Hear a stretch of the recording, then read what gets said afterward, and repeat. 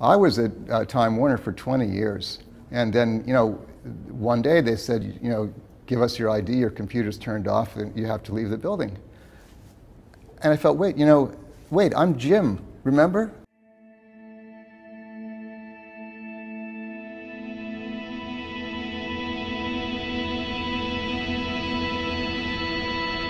I was a journalist, and circumstances led me to become a corporate communications guy, a director of corporate communications at Time Warner, where I toiled for 8 years trying to keep employees happy, trying to keep employees believing that they were part of a larger we.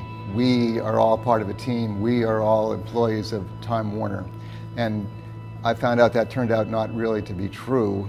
One day, the CEO ordered the layoff of 500 people, including myself, and the next day, the CEO told the press that, quote, we have eliminated the bloat at corporate headquarters. So, who's we, who's the bloat? That really tells you all you need to know about the idea that we're all we here in this corporation. I say I worked there for 20 years. They say I worked there for 18 years because there were 2 years where I was a contract worker. And if they acknowledged those 2 years as being an employee, then I would have retiree medical benefits.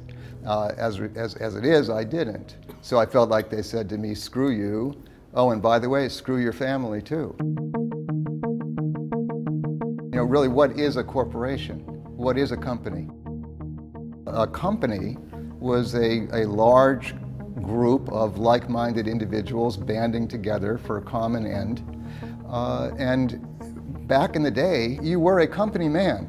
You went to work for Kodak or Exxon or Procter & Gamble, and you expected to stay there for your whole life.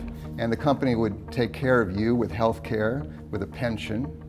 You were loyal to the company, and you could expect the company to be loyal to you in return. See, the company now is just it's a hollow shell. It's an organization chart. Now, it wasn't special about my company. This happens across the board now. It's the new normal. When people are laid off, they are escorted from the building as though they are presumed criminals. And this is crazy. Hello. Hello, everybody.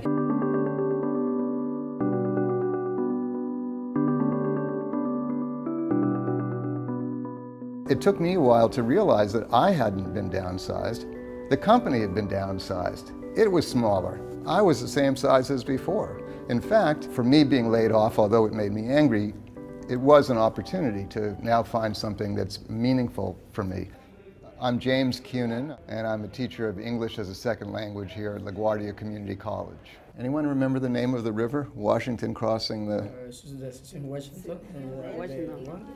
I don't know. Delaware. Delaware. Yeah, the Delaware River is between New Jersey and Pennsylvania.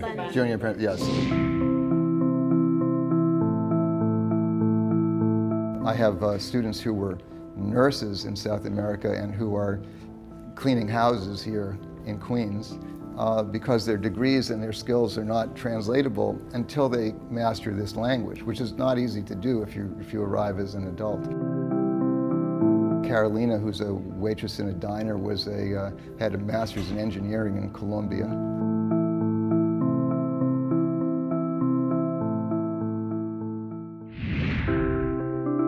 I now had the opportunity to stand up and stretch and grow and to be fully myself and find a job where, like teaching English at LaGuardia, I don't have to leave part of myself at the door. How many people can say that when you go into work in the morning, that you can take all of you into your job?